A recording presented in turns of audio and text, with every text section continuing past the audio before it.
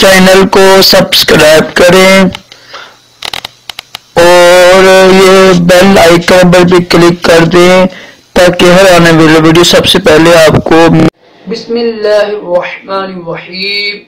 फरमाने मुस्तफ़ा सल्लल्लाहु तआला अलैहि वसल्लम, जिसके पास मेरा जिक्र हो और वो मुझ पर दुरूद शरीफ ना पढ़े तो लोगों में से कंजूस तरीन शख्स है। अस्तगफिरुल्लाह, सल्लु अला हबीब सल्लल्लाहु अलैहि मुहम्मद। राशिद तारीख रूहानी इलाज के पेशे खिदमत है। कोशिश किया करें जब भी नामे पाक आए तो दुरूद शरीफ लाज़िम पढ़ा करें। बड़ी वाइड पढ़ी हमने, वही सुनी है। आज इंशाल्लाह हम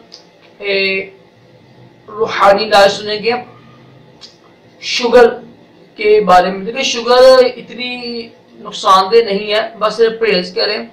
और तो चीनी, जिन से चीनी बनती है ना, चुकंदर हो गई, गन्ना हो गया, आलू हो गया, तो इसको छोड़ दें। आप केले से भी चीनी बनती है।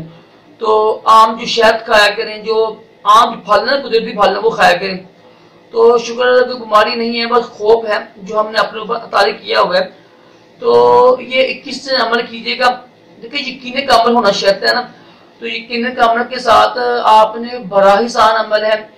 21 दिन करें आप ये रूहानी इलाज, इंशाल्लाह इसकी बरकत से शुगर नॉर्मल हो जाएगी। 21 दिन करना क्या है, अपने बड़ा ही आसान रूहानी इलाज है।